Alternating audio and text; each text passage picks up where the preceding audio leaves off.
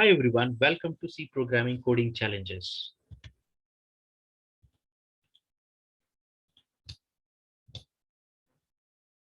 This is the question. Input format is you have to give input through keyboard. You have to give a string value through the keyboard, and output format, it should be display reverse of the string. I will repeat once again. Input format is input will contains a string. You have to give an input through keyboard, and output format is print the reverse of the string. And the constraints are notice you have to use the for loop that is should be end with a semicolon. Using this constraints, you have to achieve this code. Using the for loop, end with semicolon. Sample input is ABC and sample output is CBA. You have to write a code by using the for loop that should end with a semicolon.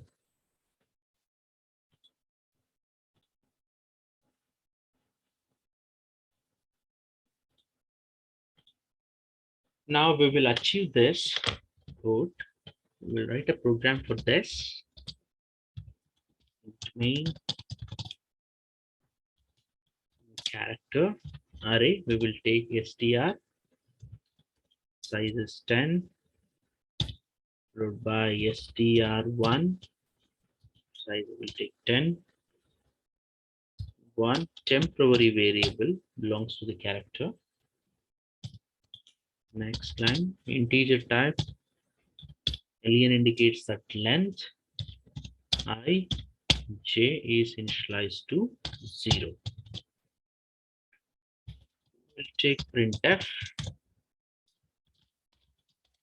enter the string.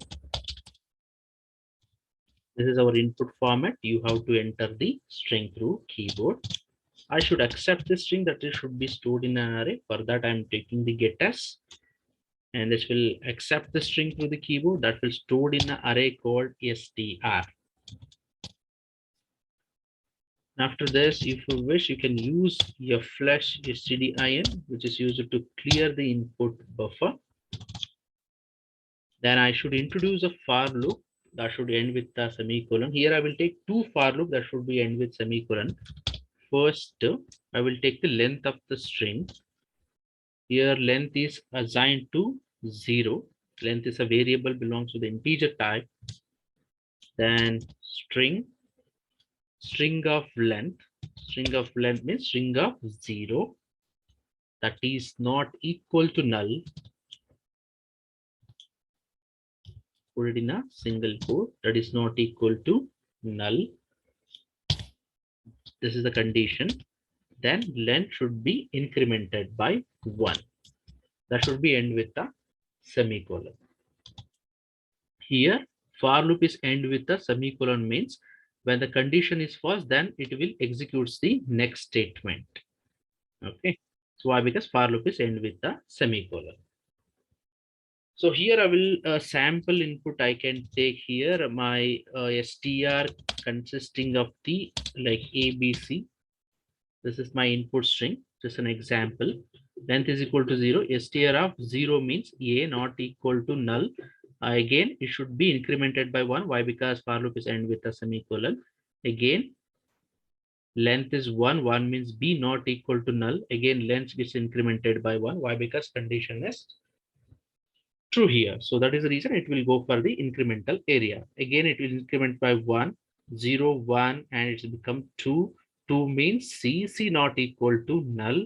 Okay, condition become true, get incremented by 1. Then it will reach us the end.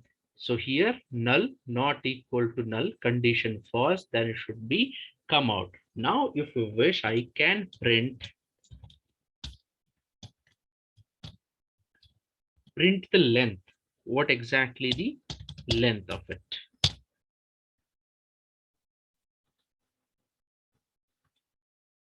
So enter the string. We'll enter ABC. So my length of the string is 3. Now I should reverse it. How to reverse? It should be displayed. CBA should be displayed on the screen. For that, what should I do now? I will take another for loop that should end with a semicolon. Here, length gets decremented by 1. Why? Because in array index begin from 0, 0, 1, 2. In the same way, length gets decremented by 1 here. Then I will take length greater than or equal to 0. And this is the most important here. str1. This should be holds the reverse of the string. These are str1 followed by the j. J is already initialized to 0. J plus plus. Then this is assignment operator. Then str followed by this is length. Then gets decremented by 1. And that should end with the semicolon here. So after that, this is the final array that holds the reverse of the string that should be assigned to the null.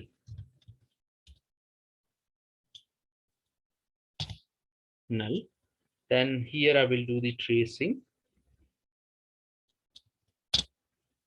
First, what will happen? Length gets decremented by 1. So what is the length now? Length here is 3. And here it's become 2. 2 greater than or equal to 0. Then here length of 2 means 0, 1, 2. You can say C. C is assigned for the string of J. J is initially assigned for the 0, right? This is the new array, resultant array, and string of 0. In the string of 0, which value is stored? Okay, string 1 of 0 means C will be stored. Then gets incremented by 1. Index gets incremented by 1. Here decremented by 1. Decremented by 1 means B. B is assigned for the 1 now. 1 means again, then B. Then again gets decremented by 1. Here this has become A, and A, J is also gets incremented by 1 is the next value. Then A is stored for the resultant array. Why? Because each and every time the condition should be checked over here. Why? Because first time it's a 2 greater than 0, then it's become a 1 greater than 0, then it should be the 0, 0 greater than equal to 0, then the condition become false over here. So in the incremental area, I'm just assigning length gets keep on decremented by 1 and J value keep on incremented by 1. Why? Because this is the final array that should stores the reverse of the string. So at the end, when the condition become false, here, so if it is reaches here, the negative number, so definitely it will reach, say condition become false, then we should be come out. So what's the J value now? 0 is there, 1 is there, 2 is there. Then J gets incremented by 1 at the end and 3. And J value is 3 means that should be terminated with a null. Okay, that should, you should insert a null at the end of the array. So at the end, I should print it. Then we check the reverse of the string. You can see we represent as a percentage yes. Then resultant array is str1. Then we'll check. And here also you should achieve this code by using a for loop that should end with a semicolon. So enter string ABC, the length I will take, then 3, then followed by CBA. If you wish, you can use /n once again.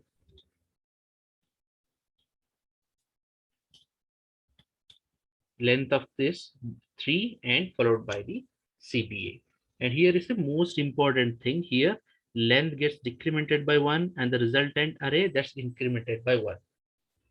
Here it will stores the value of ABC that should decremented by 1 and the resultant array that should stores the reverse of the string that gets incremented by 1, and you can achieve a for loop end with the semicolon here. Then one point you should be careful when this condition become false means when it is reaches the 0 greater than 0 is also true. When it reaches the negative -1 greater than or equal to 0, because lengths keep on decremented, then the condition false then comes out, and J values keep on incremented by 1. So at the end of the J value, we are explicitly like assigning the null, means CBA followed by the null. And CBA that should be displayed on the screen. And both the things you can achieve a for loop is end with a semicolon. 2 for loop I have used, 1 to calculate the length. Here I have displayed, 3 will be displayed on the screen. This is I'm calculating the length of the string. After that, I am assigning to that decrementing the length by keep on decrementing the 1, and I'm assigning to the resultant array. Resultant means reverse of the string that should be stored in a new array called str1. In this way, you can achieve this code by using a for loop end with a semicolon. Hello guys, do follow me and Sukshmas for more questions, e-note as well as the MCQs. If you are beyond knowing participant, try to alter my code and options, then post as a MCQ on Sukshmas platform to get a very good quality bonus point. Practice well. See you in my next session. Thank you.